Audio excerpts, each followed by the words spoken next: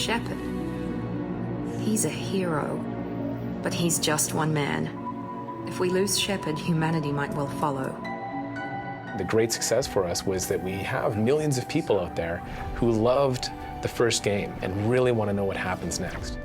The story in Mass Effect 2 ends up going to some of the really dark places in the galaxy. One of the key themes for Mass Effect 2 is this whole concept of darkness. It's almost like the Empire Strikes Back of the Mass Effect trilogy. It's a dark second chapter. It's moody. It's like that dark space you kind of keep secret that we're scratching at that you're going to go to in this game. Well, Mass Effect 2 is a darker game. We definitely wanted to support that with the lighting. Definitely going to some gritty worlds. We go right from clean space stations to sort of the dark end of the spectrum.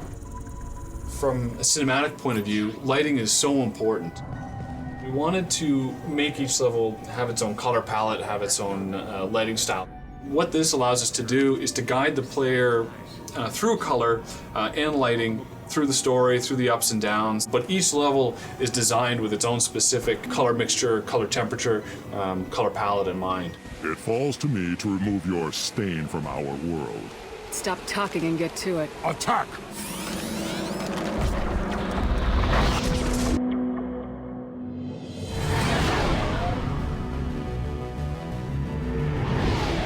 The environments in Mass Effect 2 are so much more alive than in the first one. Approach exterior docking cradle 17.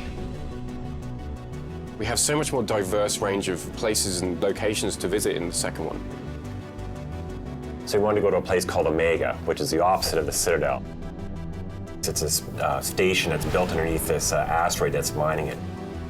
It's beat up, it's dirty, it's seedy. It's got more environment for like smoke and dirt. It's really an exciting place. That's close enough.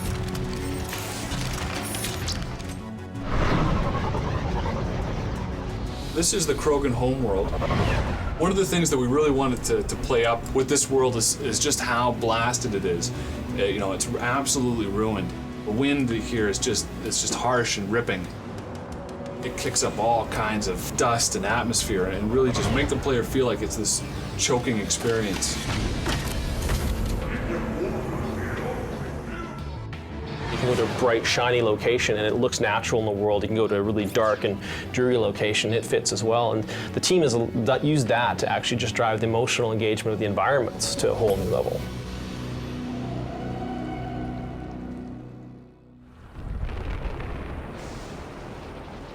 One of the key focuses for the sound design for Mass Effect was this concept of darker, kind of noise-polluted world that we have in Mass Effect 2. You're visiting these horrible, horrible sort of places that you really wouldn't want to hang around in. And it makes a real big difference when the audio is really feeding into that whole vibe. We could just knock her out and take her. I'd like to see you try. This isn't like the other hubs we've seen here. We wanted to take it to a darker, kind of more intense kind of feel with the music. Shepard Commander, we concluded the destruction of this station was the only resolution to the heretic question. There is now a second option. So we're using sounds that have got a kind of a more mysterious and ominous kind of tone, and so there is this more kind of nihilistic sound to the soundtrack. Their virus can be repurposed. If released into the station's network, the heretics will be rewritten to accept our truth. There's no moral difference between the two. If you change who the heretics are, you've killed them. Or released the virus. Acknowledged.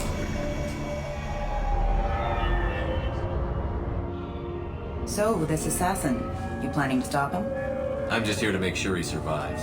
With the sound design for Mass Effect 2, we try very hard to create a unique and viable soundscape.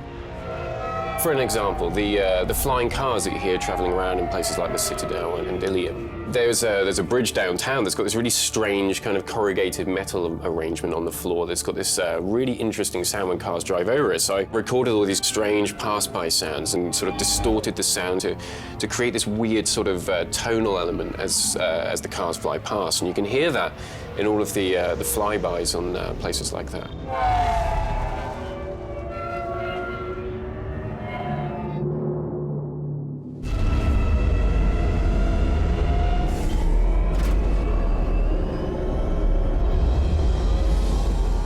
I think the fans are going to be incredibly impressed with how high quality Mass Effect 2 is.